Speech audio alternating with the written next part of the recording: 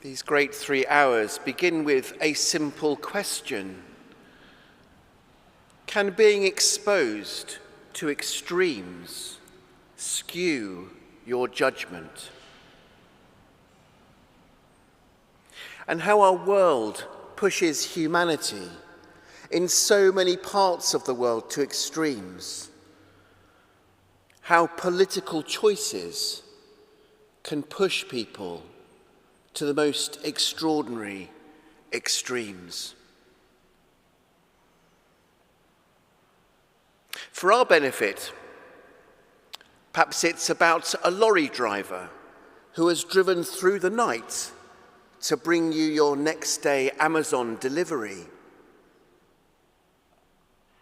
Perhaps it's the refugee who has walked miles and miles with their families to find safety away from either famine or a despotic regime, to be greeted in your community with hatred and racism. Perhaps it takes the form of a nurse or a doctor working in COVID, working long hours on end with ill-fitting PPE to bring comfort to the confused and the dying, who is then later told that their jobs are not really that important. Humanity being pushed to extremes, with many struggling to make sense of what is going on, yet all determined to be the best that they can be. As we have seen above endless motorways on various signage, tiredness kills. In many of our communities in this country, endless trauma pushes people to extremes. The trauma of a child or a young person watching their back at all times. The trauma of a mum trying to work out how to put food on the table and heat their house. Darren McGarvey, in his book Poverty Safari, Darren McGarvey is a rapper, shares this from his own experience of growing up in Glasgow, in an area of intense deprivation. He tries to ask the question, or answer the question, when we talk of deprivation, deprived of what? What is it that is missing? He encourages us to think about lived experience, not judgment and unfounded perception. He writes this: "It seems bizarre that we would ever attempt to draw conclusions about the behavior of people in deprived communities, let alone legislate for it, without allowing for the context of stress and how that in itself is a causal factor in comfort eating, smoking, gambling, binge drinking, substance misuse, and various cultures of aggression and violence. To those of you with no real insight into lower class life, these tropes may seem hard to fathom. I find them unfathomable, and I've nearly done them all to death. But for people who live their lives constrained by emotional stress, anxiety, or dread, such activities, while destructive in the long term, offer a brief reprieve and an illusion of control, which, when under the duress of psychological strain, creates urges, impulses, and compulsions that become hard to resist.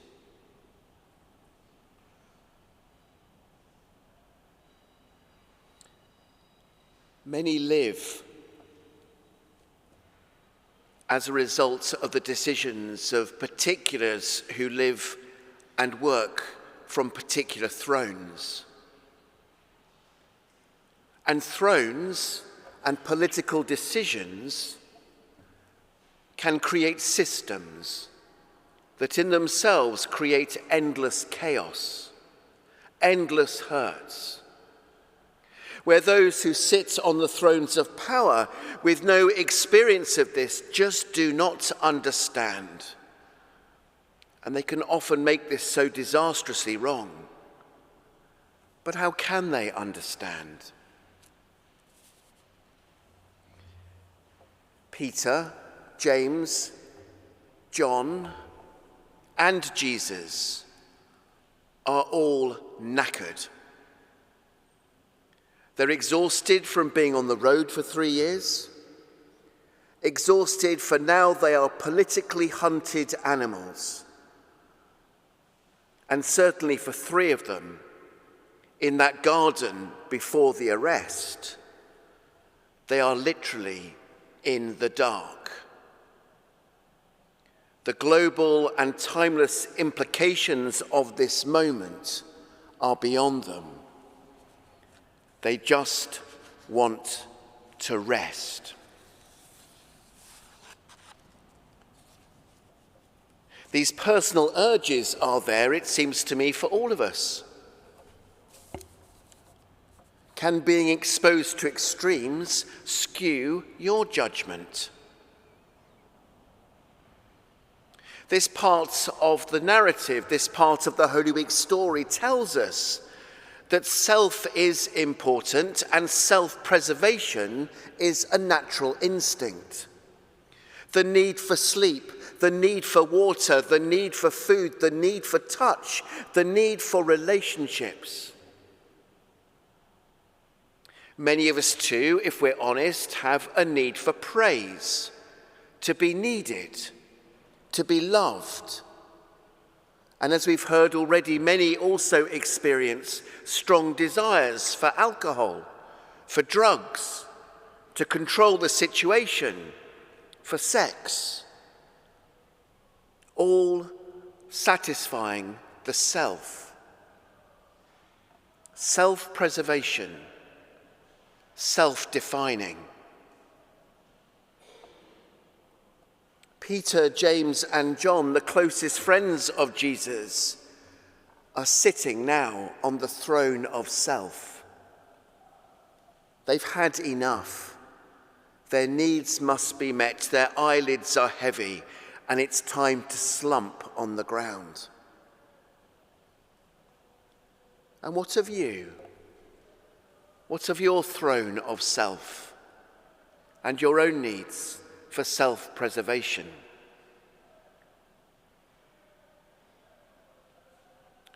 Jesus, on our behalf in this moment, in our place, again a precursor of the cross, goes off to pray. He knows his fate. He knows what he must do. He leaves his friends possibly being commerce and family and community, perhaps even the church, in many ways all self-obsessed, seeking to preserve the self. He leaves them to slumber, for now he is alone. His prayers, his immersion, his sweat that falls like drops of blood will not take the cup from him. This is God's will. This is not about the needs only of Jesus, not his throne of self. This is a moment of selflessness. So we see a clear game of thrones, the disparity between Jesus and the disciples.